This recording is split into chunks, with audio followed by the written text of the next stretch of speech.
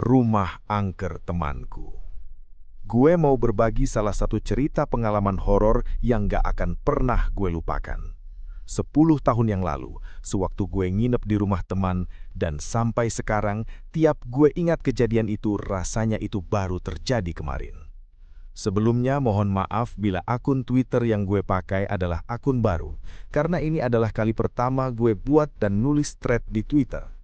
Semua yang gue tulis benar berdasarkan kisah pengalaman gue sendiri, jadi bisa dipertanggungjawabkan. Daripada kelamaan, langsung saja cerita horor diceritain. 10 tahun yang lalu, tahun 2009, tepatnya saat gue masih duduk di bangku kelas 3 SMP, itu adalah masa liburan 1 minggu setelah ujian. Seingat gue waktu itu sore, enak-enak lagi bengong, tiba-tiba gue disapa sama tetangga sekaligus sepupu. "Liburan kemana?" tanya sepupu gue, Udin, nama disamarkan. "Nggak kemana-mana," jawab gue, dan terjadilah obrolan basa-basi. Intinya, Udin nawarin gue buat ikut sama dia nginep di rumah tetangga gue yang ada di desa jauh dari tempat gue tinggal. Namanya Yuda, disamarkan juga. Gue mikir, dan dia bersikeras ngeyakinkan. Gue dapat info ada 3 anak lagi yang gabung, jadi totalnya 6 orang. Sebelum gue lanjut, ceritanya gue mau kasih tahu siapa saja nama teman-teman gue. Udin, sepupu, Yuda, Jali, Andri, Dayat, dan gue. Gue pikir seru kan karena ramai, dan lumayan juga bisa liburan di desa. Gue nggak pernah mikir macam-macam, jadi akhirnya gue ikut. Berangkatlah kita keesokan paginya. Sebelumnya, gue nggak pernah ke rumahnya Yuda yang di desa, dan kayaknya cuma gue yang pernah ke sana. Lama perjalanan sekitar 2 jam, karena desanya sendiri masih satu kota sama gue, kota M, sebut aja begitu, nama kota disamarkan. Sampailah gue di sana, dan waktu pertama kali lihat rumahnya, normal adalah hal yang pertama gue rasain, karena jujur, walaupun gue nggak bilang gue istimewa, tapi gue sangat sensitif. You know what I mean, ghosts. Gue perhatikan, rumahnya Yuda nggak jauh beda dari rumah biasa, samping kiri kanan rumah tetangga, dan ramai. Tapi ternyata gue salah besar. Karena kita nyampe di rumahnya Yuda agak siang, jadi kita berberes perbekalan buat nginep 2 hari rencananya. Setelah selesai masukin perbekalan yang cuma mie instan, kami sepakat main game konsol Sony PlayStation 2 sebelum adzan zuhur berkumandang. Yuda si pemilik rumah cuma berpesan satu, jangan buka pintu dapur. Waktu itu gue masih belum berpikir macam-macam. Kita akhirnya main game Guitar Hero. Kami bergantian main dan tanpa sadar waktu berlalu cepat. Gue yang sadar bilang udah mau zuhur nih, tapi dasarnya bocah-bocah semprul, mereka makin asyik main tuh. Sampai akhirnya ini pertama kalinya gue merasa ada yang aneh di rumah ini. TV yang kita pakai buat ngegame tiba-tiba mati, padahal kondisi lampu di kamar nyala. Gue sama yang lain cuma saling lihat satu sama lain, kemudian hitungan ketiga, kompak lari keluar rumah. Walaupun sepele, tapi jantung gue deg-degan kayak maling ayam hampir ketangkap digebukin warga. Gue lihat mata teman-teman gue juga masih panik dan mereka saling bergumam satu sama lain, tapi cuma gue yang kayaknya nggak ngerti apa yang mereka coba omongkan. Sialnya, gue belum curiga. Kita balik ke rumah setelah tenang dan saling meyakinkan kalau itu cuma kebetulan belaka, termasuk yang empunya rumah, Yuda, yang larinya paling kencang tadi. Kita berhenti main game dan memutuskan untuk tidur siang sampai menjelang sore. Gak ada yang terjadi selama waktu tersebut, sampai akhirnya setelah malam tiba, hal yang seharusnya gue tahu kalau ternyata ada yang disembunyikan dari rumah itu. Semua anak sudah pada mandi dan gue kebagian mandi paling akhir, tepatnya sebelum azan maghrib. Sebelum azan maghrib, langit sudah mulai gelap dan gue pergi ke kamar mandi. Sedikit yang mesti diketahui, rumah ini terlihat seperti rumah biasa dari depan. Tapi dari keseluruhan rumah, cuma dapur dan kamar mandi yang dibiarkan tetap kuno. Jadi temboknya dari bambu. Selain itu, dapurnya masih beralaskan tanah dan kamar mandinya masih menggunakan sumur. Mantap. Setelah gue pikir-pikir, sedari tadi gue tiba di rumah ini, gue baru sadar gue belum lihat sama sekali dapur dan kamar mandinya. Setelah dikasih tahu di mana lokasinya, yang ternyata ternyata dapur dan kamar mandi ada di area yang sama. Gue pun pergi. Tepat setelah gue buka pintu yang menuju dapur lalu kamar mandi, gue kaget karena di dapurnya yang super gede, lengkap dengan tungku kayu bakar, ada sebuah ranjang kosong. Gue coba mikir positif, karena memang gak aneh ada ranjang di dapur, karena rumah nenek gue sendiri juga begitu.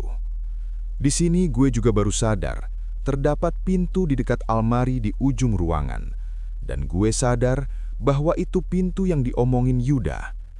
Pintunya kelihatan aneh, kayak sengaja diganjal sama almari, dan kalau dilihat, pintunya mengarah ke halaman belakang yang gak gue tahu, entah ada apa di sana. Kamar mandinya di sebelah kiri dapur. Satu hal yang gue ingat, suasana di dapur itu benar-benar bikin perasaan gue anyep, dingin. Ini pertama kalinya rasa sensitif gue main. Ada perasaan yang paling gue benci ketika badan gue yang hangat tiba-tiba berasa lemes.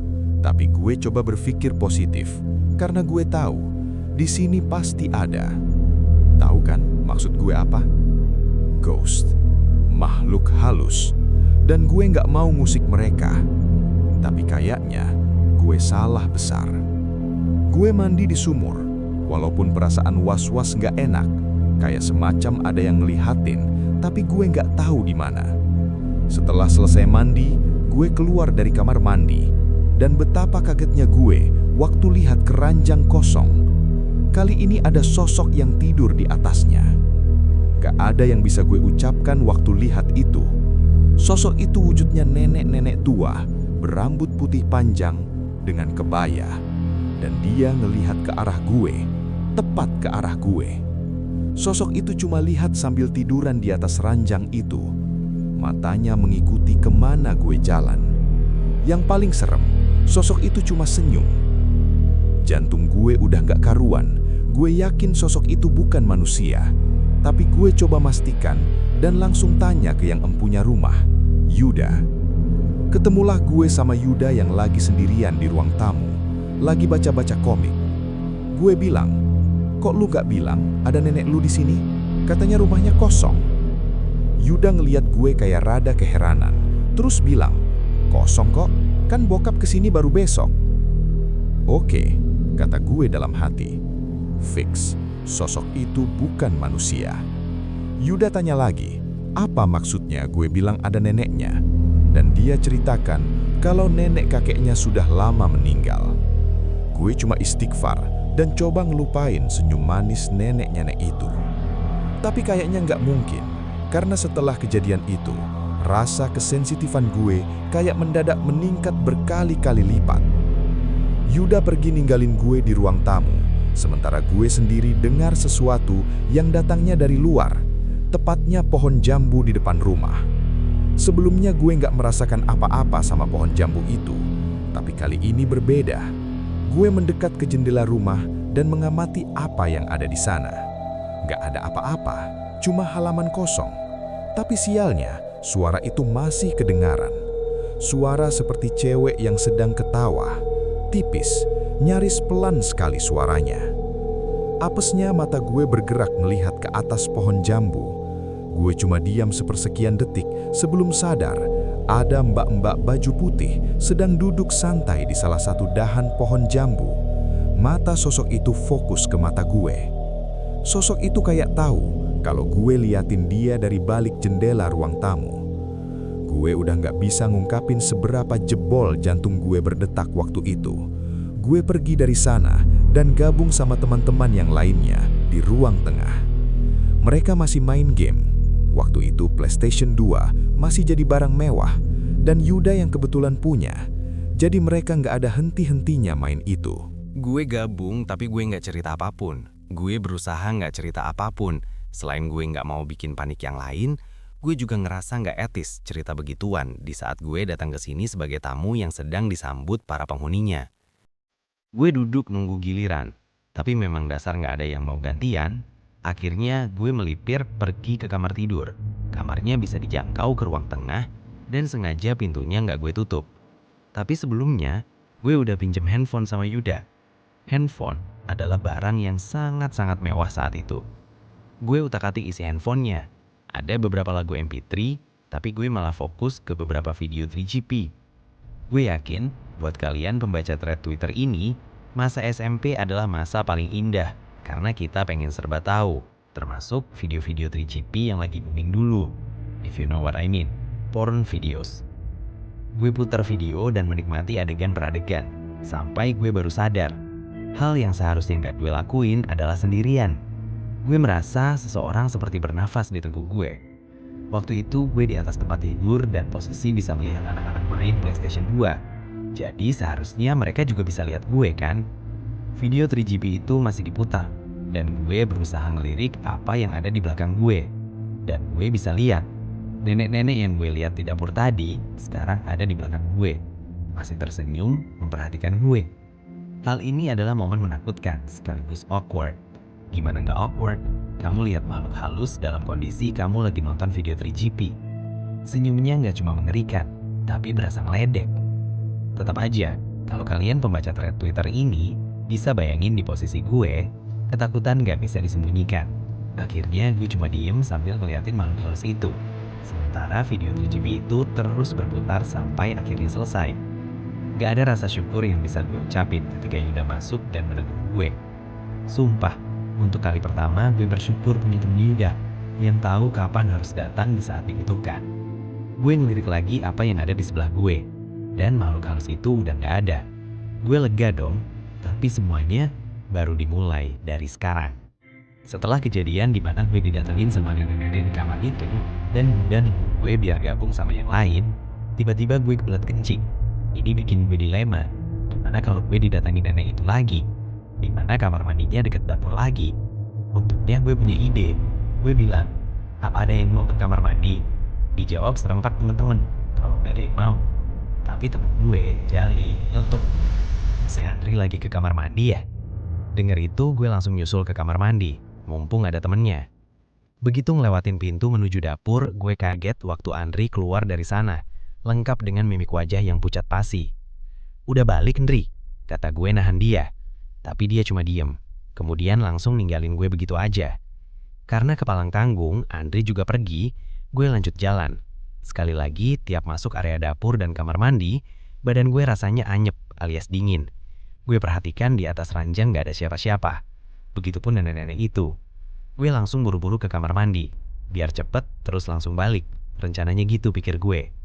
Tapi baru gue lepas celana pendek, bulu kudut gue berdiri. Rasanya benar-benar campur aduk. Gue tahu perasaan ini adalah perasaan kalau di sini pasti ada makhluk halus. Gue berusaha nggak mikirin itu, sampai gue denger suara orang berdeham. Suaranya berat. Sontak, gue yang coba nggak mikirin, akhirnya gue spontan nyari sumber suara itu. Dan setelah lihat ke kanan, gue nggak mendapatkan apa-apa. Lalu gue baru sadar, kalau sisi kamar mandi yang dari bambu itu tinggi. Saat gue nengok ke atas, astagfirullah, gue lihat bayangan hitam, gede banget. Dan seolah-olah lagi ngawasin gue. Sontak gue langsung ibrit kabur. Gue udah gak peduli mau nyiram bekas kencing gue atau enggak. Yang penting jantung gue normal lagi. Waktu kabur, gue lewat dapur dan sempat lirik ke atas ranjang masih kosong. Alhamdulillah, gak ada nenek-nenek itu. Gue gak bisa bayangkan kalau setelah lihat makhluk halus itu, harus lihat yang lain. Jantung gue bener-bener gak sehat sementara ini. Gue gabung sama yang lain. Kayaknya lagi santai, ngobrol. Gue perhatikan Andri cuma diam. Gue juga nggak mau bahas ini. Karena apapun itu, yang bikin Andri pucat, kayaknya gue udah tahu jawabannya. Kami ngobrol sampai jam 11:30 malam. Berhubung sudah larut, kita sepakat tidur. Tidurnya sendiri, nggak di kampung, tapi di ruang tengah. Jadi kita memakai alas tempat yang besar. Biar kita berenam cukup buat tidur. Sialnya, gue dapat di posisi ujung, tempat yang paling dekat dengan jalur menuju dapur. Tik-tok, tik-tok. Gue cuma lihat ke langit-langit, sementara satu persatu teman gue pada tumbang tertidur. Gue nggak lihat Andri, karena dia di posisi tengah. Sekitaran jam 12:30 malam, gue masih terjaga. Gue berusaha merem. Tapi sekuat gue berusaha buat tidur, gue malah terjaga. Suasana sepi dengan kondisi lampu mati bikin gue nggak tenang. Jantung gue terasa deg-degan karena kayaknya tinggal gue yang masih melek. Gue cuma berharap satu hal, gue nggak lihat makhluk halus apapun, tapi kayaknya gue salah. Walaupun belum lihat apapun, gue mulai merasa ada makhluk halus yang nyambut gue. Gue dengar langkah kaki, suaranya kayak kecepak-kecepuk. Kalau kalian, pembaca thread Twitter ini, tahu suara ketika kaki basah menginjak lantai keramik, ya kayak gitu suaranya. Semakin lama, semakin sering gue dengar. Beberapa kali diikuti suara ketawa anak-anak. Gue berusaha nggak peduli, dan akhirnya suara itu hilang dengan sendirinya. Gue pikir udah aman, tapi kayaknya gue salah lagi. Baru sebentar gue memejamkan mata, gue ngerasa ada yang ganggu muka gue. Kayak ada entah apa yang kena muka gue, dan itu nggak nyaman. Saat gue buka mata, gue nggak tahu kudu ngomong gimana. Itu muka nenek-nenek tepat natap muka gue dari atas, dengan kondisi rambutnya yang panjang, ujungnya kena muka gue. Gue ucap istighfar waktu itu. Ini adalah gangguan kesekian kalinya dari nenek-nenek ini. Tapi anehnya, semakin lama gue ada di posisi itu, semakin gue sadar, walaupun itu serem, tapi nenek ini nggak pernah gangguin dalam hal kontak fisik. Gue baru sadar kalau dia cuma menampakkan wujudnya doang. Selebihnya, dia nggak nyakitin gue kayak di film-film horor. Selama beberapa saat, gue biarin nenek ini ada di sebelah gue dan ngeliatin gue dengan senyuman seremnya. Kemudian terdengar suara pintu digedor-gedor. Serius, cara gedor pintunya itu kayak nggak digedor oleh orang. Nggak ada orang yang bisa gedor pintu dengan suara yang seharusnya bisa membangunkan 2-3 rumah tetangga. Tapi anehnya, cuma gue yang dengar, karena nggak ada satupun teman gue yang bangun waktu suara itu terdengar jelas. Itu adalah kali pertama gue langsung berdiri waktu dengar. Suaranya berasal dari halaman belakang yang setahu gue pintunya dikunci dan diganjal almari. Gue bangun, penasaran. Hal mendasar yang manusiawi ketika mendengar sesuatu yang gak lazim. Gue bersiap pergi buat lihat, tapi sesuatu ngeganjal kaki gue. Dan ketika gue lihat, nenek serem yang sedari tadi cuma memerhatikan gue, menahan kaki gue. Gue kaget, ini adalah pertama kalinya gue kontak fisik sama makhluk beda alam. Rasanya anyep, dingin. Gue lihat wajahnya kayak menolak gue buat pergi lihat pintu itu. Dan memang, waktu dengar pintu digedor itu, ada perasaan kuat buat gue untuk buka pintu itu. Gue nggak tahu apa yang terjadi, kayak semacam ada dorongan gue harus buka pintu itu buat lihat apa yang ada di baliknya. Pintu masih digedor dengan keras, dan semakin sering gue dengar, semakin penasaran gue terhadap apa yang ada di balik pintu itu. Nenek itu nggak mau ngelepasin gue, sebaliknya dia cuma menggelengkan kepala yang akhirnya bikin gue nggak jadi pergi ke sana. Gue kembali rebahan dan akhirnya gue tertidur dengan sendirinya, dengan kondisi nenek itu di samping gue entah sampai kapan. Karena sewaktu bangun, gue lihat anak-anak pada berkemas untuk pulang. Gue kaget waktu dengar kita pulang, karena rencananya awalnya bakal nginep 2 hari. Tapi ada kelegaan di keputusan pulang itu. Mereka cuma berargumen kalau hari ini keluarga Yuda yang dari luar kota bakal pakai rumah ini sementara. Jadi kita harus balik pulang. Gue tahu pasti itu bohong, tapi gue ucapin aja, iya. Kita berkemas, kemudian meluncur pulang. Gue perhatikan sekali lagi rumah itu dari depan sebelum berangkat untuk pulang. Dan gue masih yakin rumah ini benar-benar kelihatan normal. Tapi setelah kejadian horor semalam, gue nggak yakin bakal mau balik ke rumah ini lagi. Sesampainya di kota tempat tinggal gue, hal yang pertama gue pengen lakuin adalah pulang ke rumah, mandi, dan tidur. Tapi semua anak-anak malah narik gue untuk pergi ke rumah Yuda. Gue bingung dong. Semuanya nahan ketawa, kecuali gue dan Andri. Gue yakin pasti ada hubungannya sama rumah itu, pikir gue. Satu hal yang pertama kali keluar adalah pertanyaan. Lu lihat apaan di rumah semalam? Gue kaget dengan pertanyaan itu. Maksud lu pada, lu tahu kalau rumah itu angker? Gue sedikit emosi. Mereka kompak ketawa, termasuk Yuda yang ngomong, "Gak angker, cuma ada penghuninya aja kok." Gue cuma senyum kecut dengernya. Apa bedanya, Bambang? Ternyata semua teman-teman gue udah pernah ke sana semua, dan cuma gue yang belum. Makanya teman-teman kompak pada ketawa, karena semua udah pernah ngerasakan apa yang gue rasain. Hanya saja penghuni makhluk halus yang menyambutnya berbeda-beda. Gue ceritakan semua kejadian horor yang gue alamin, dan mereka cuma magut-magut. Disitulah gue baru sadar, sedari tadi ibunya Yuda curi dengar cerita gue. Akhirnya beliau mengatakan, "Jadi kamu diikutin sama nenek tua itu ya? Nama nenek itu Nini Towok." Gue otomatis kaget. Ibunya Yuda menjelaskan kalau Nini Towok itu biasanya cuma ada di dapur orang-orang berpengaruh di Jawa. Dan memang Nini Towok suka nampakin diri sama orang-orang tertentu. Biasanya makhluk halus sejenis Nini Towok itu menampakkan diri sama orang buat cegah balak atau bencana yang disebabkan orang tersebut. Setelah dengar itu, gue ceritakan semua. Mulai dari mbak-mbak di pohon jambu, bayangan hitam di kamar mandi, sampai suara anak-anak. Kayaknya ibunya Yuda sama sekali nggak kaget. Malah sebaliknya, beliau seperti menahan ketawa geli. Ibunya Yuda ngejelaskan lagi, kalau di pohon jambu memang ada kuntilanaknya, tapi jarang menampakkan diri. Ibunya Yuda pernah lihat langsung, tapi ganggunya cuma sebatas ketawa saja. Sementara bayangan hitam di kamar mandi itu dayoh atau tamu, dan kabarnya makhluk halus ini bukan penghuni rumah itu. Dayoh seringkali berpindah-pindah, kadang di rumah tetangga, tapi seringnya memang tempatnya di kamar mandi, karena mungkin lembab. Ibunya Yuda juga bilang, katanya bayangan hitam ini agak jahat dan bisa mencelakai. Makanya suruh baca doa tiap masuk kamar mandi biar tidak digangguin. Di sini Andri ikut nyeletuk kalau dia lihat bayangan hitam itu, dan Andri hampir kepleset masuk sumur. Untung tangannya masih sigap pegang kayu di samping sumur. Itulah sebab kenapa dia langsung pucat begitu keluar kamar mandi. Ibunya Yuda juga menjelaskan kalau suara anak-anak dan terdengar lari-lari itu memang wujudnya anak-anak.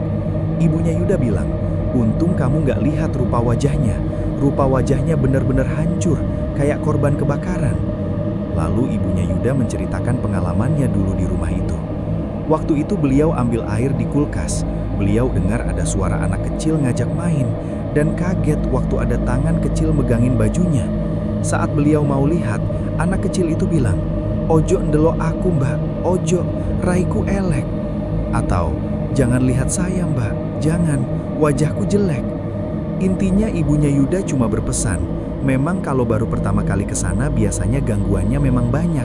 Itu cara para makhluk halus di sana menyapa tamu yang baru hadir. Intinya, kalian datang dengan maksud baik, ya disambut baik, terlepas nyambutnya begitu. Karena pernah ada tamu yang mau niat buruk, disambut buruk juga oleh para makhluk halus di rumah itu. Mulai bernasib sial terus-menerus kalau belum minta maaf sama yang punya rumah. Intinya rumah itu dulu milik kakeknya Yuda, dan memang sengaja dipasangi makhluk halus, semacam dikasih penghuni seperti itu. Gunanya tentu saja untuk menjaga orang pemilik rumah, karena hal seperti itu sudah biasa di zaman dulu untuk orang yang berada atau kaya raya. Setelah itu gue baru ingat, kalau malam saat gue didatangi sama Nini Towok, gue dengar ada yang gedor-gedor pintu belakang. Langsung gue tanyakan, dan betapa kagetnya gue, mimik muka ibunya Yuda langsung berubah pucat. "Terus kamu buka pintu itu?" ceriak ibunya Yuda seperti mau marah. "Nenek itu mencegah saya membuka pintu itu," jawab gue, dan beliau kemudian lega mendengarnya. Ibunya Yuda akhirnya bercerita kalau makhluk halus yang di belakang itu memang asli yang paling jahat. Terakhir kali pintu itu dibuka sudah lama sekali, waktu kakeknya Yuda masih hidup. Alasan kenapa ditutup sampai sekarang, karena tidak ada yang bisa mengendalikan makhluk halus itu. Bentuk makhluk halus itu seperti jin bertanduk dan berwarna merah. Yang paling menakutkan adalah, makhluk halus itu dapat membawa bencana dan kemalangan untuk keluarga yang tinggal di rumah itu. Itulah sebab kenapa makhluk halus itu sengaja dikurung di sana. Ibaratnya makhluk halus itu adalah rajanya. Itulah cerita horor yang bisa gue bagi untuk kalian.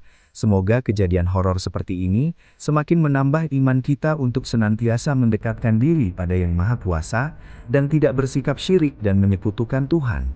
Lain kali gue bakal ceritakan pengalaman gue yang lain. Wassalam.